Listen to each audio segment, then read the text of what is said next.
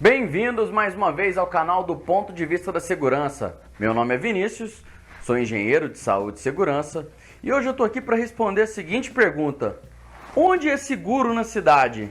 Bom, em meio a essa pandemia, essa crise do coronavírus, a gente precisa ter métodos para fazer uma avaliação do risco de quais ambientes está em maior ou menor grau de segurança. Então o tema de hoje é a avaliação de risco de infecção por coronavírus. Bom, conforme vimos na aula anterior sobre o mecanismo de produção do coronavírus, ou seja, como o coronavírus causa danos, está aqui o link para você acessar e entender melhor como que é a transmissibilidade do coronavírus, que segue o padrão de uma gripe comum. Então, a gente vai fazer essa avaliação de risco conforme o ambiente seja mais propício ou menos propício para uma infecção de uma gripe comum, beleza? Quando a gente está falando de avaliar risco, a gente precisa ter dois parâmetros essenciais, que é o parâmetro da frequência, ou seja, a frequência com que o risco se materializa. Nesse caso aqui, qual que seria o grau de exposição? E de acordo também com a gravidade, ou seja, qual que é o potencial de causar mais danos. Bom, quando a gente está falando aqui da frequência, a gente está falando do grau de exposição. Qual que é a exposição, grau de exposição que o ambiente proporciona. Então vamos considerar aqui ambientes como hospitais e farmácias, ambientes de alto risco, porque são ambientes onde pessoas contaminadas buscam esses lugares para se curarem. Tanto o hospital para os casos mais graves ou as farmácias também, pelo fato de que as pessoas doentes vão nas farmácias buscar seus remédios. Bom, o próximo nível de exposição é o nível médio-alto, ou seja, são lugares onde há um elevado risco de contaminação, porém não tão grande quanto os hospitais e farmácias, porque é menos certo da presença de pessoas contaminadas.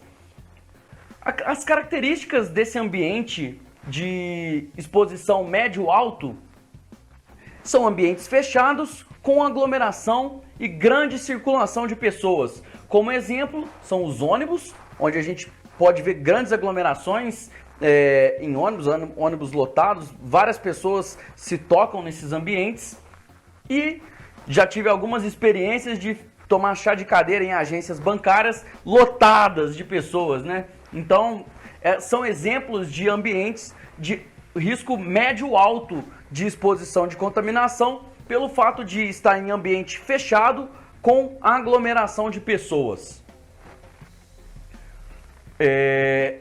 Agora, o próximo nível de exposição é o risco médio. No risco médio, a gente pode citar exemplo como salas de aula, igrejas. A gente poderia citar aqui também nesse nível de risco algumas fábricas, porque é um ambiente fechado com várias pessoas respirando o mesmo ar, porém normalmente são as mesmas pessoas. Outro exemplo, o próximo nível aqui de exposição é o risco médio-baixo.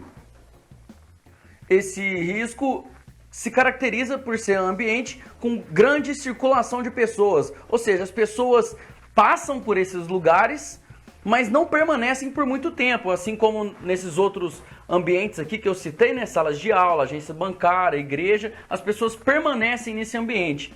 Agora, esses ambientes como supermercados e shoppings, as pessoas apenas circulam por esses locais.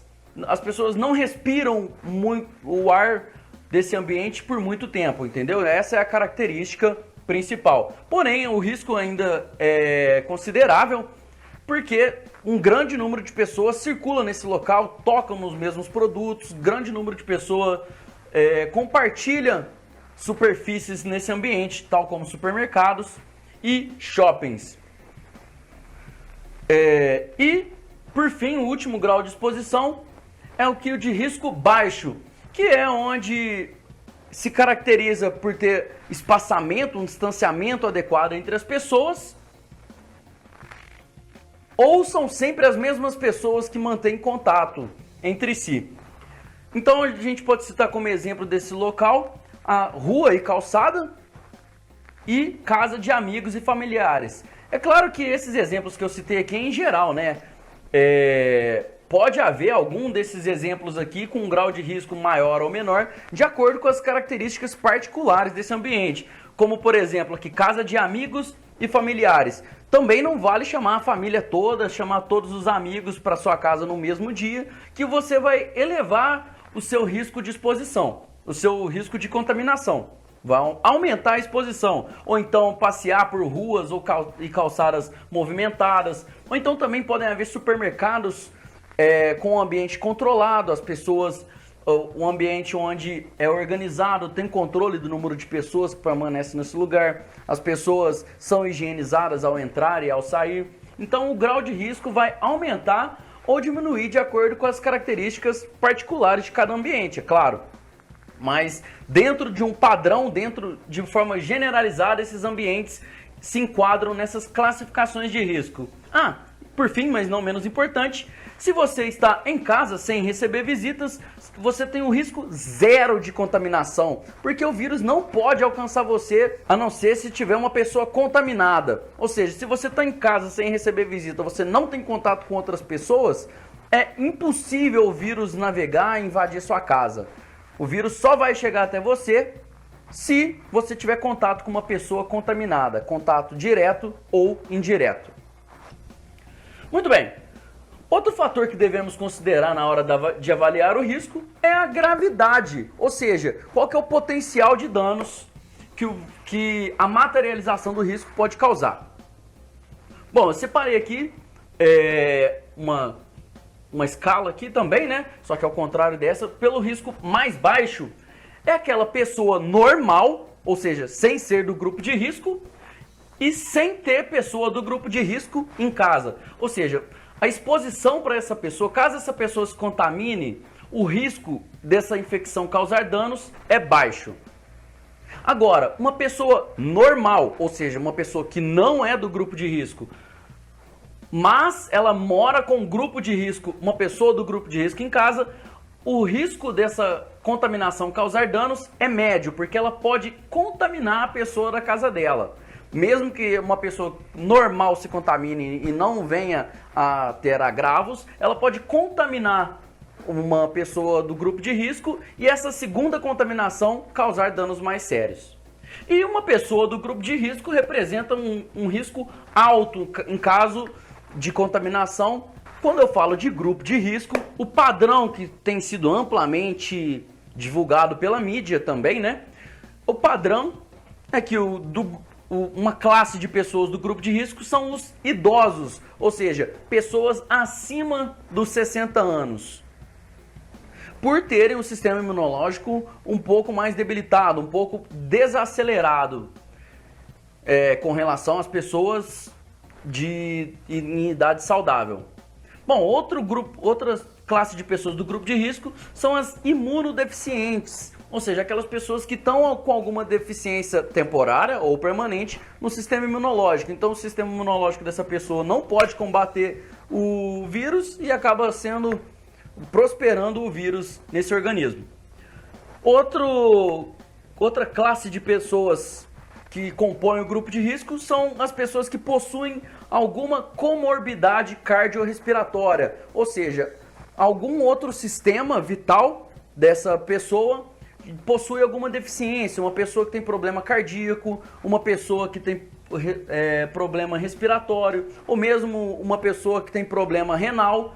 Por quê? Porque quando há a contaminação do coronavírus, esses dois sistemas ficam prejudicados, né? O sistema respiratório e o sistema que já estava em comorbidade. Por fim, mas não menos importante, que também, porém, esse grupo de risco não vem sendo considerado pela mídia, são os fumantes, porque os fumantes, eles, de forma habitual, permanente e proposital, causam danos no seu sistema respiratório ao inalar fumaça tóxica dos cigarros.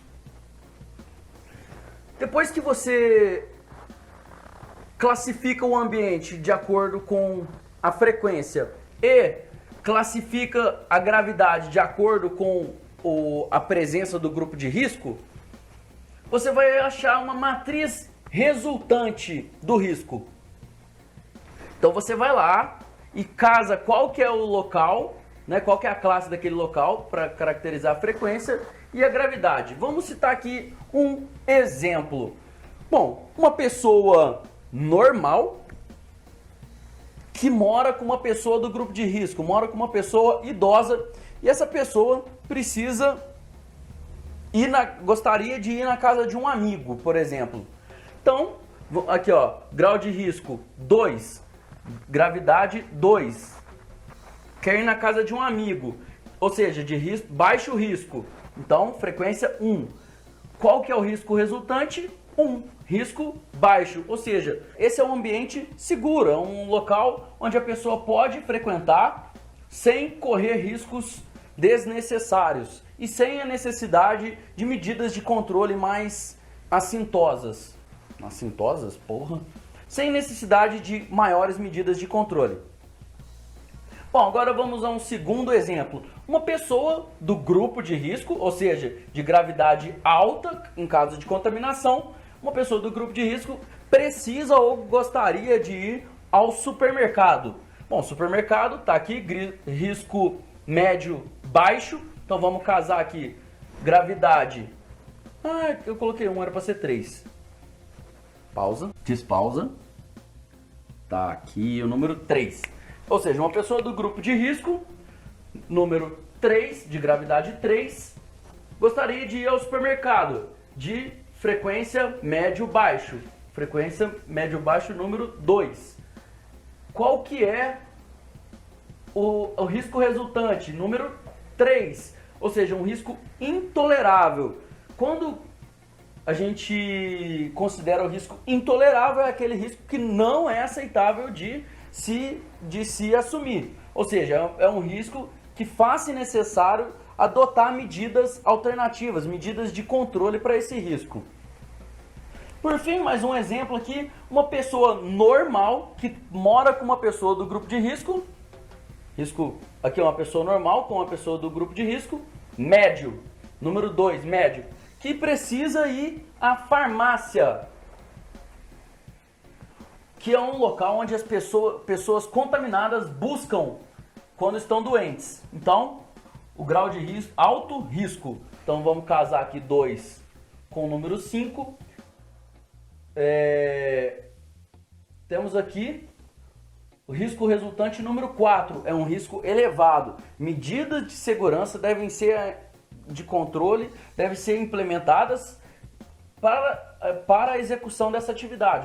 Agora, quais são essas medidas de segurança, as medidas de controle? A gente vai ver numa próxima aula, onde a gente vai estar propondo medidas de segurança para diversos ambientes, beleza? Mas importante aqui também, né? Na hora que a gente vai avaliar o risco em algum ambiente da cidade, a gente precisa considerar o número de casos confirmados na cidade. Por exemplo, aqui na cidade de Franca, na data de hoje, temos 36 casos confirmados para uma população de 300 mil habitantes. A gente poderia considerar aqui uma terceira variável aqui na nossa matriz, né? Não foi o caso no vídeo de hoje, mas fica aí, né, também a dica, né, que é necessário, é importante considerar o número de casos confirmados na cidade, porque ele vai interferir diretamente no grau de exposição. É isso aí, galera. Espero que vocês tenham entendido. Voltamos aí com as próximas aulas aí com mais aplicação de métodos de segurança, das ferramentas de segurança. Espero que vocês tenham gostado, espero que vocês tenham entendido. Se gostou, deixa o like, se inscreva no canal, compartilha com os amigos, comenta aí pra gente discutir algum ponto que você concorda, discorda, beleza? Obrigado, galera, pela atenção e até a próxima.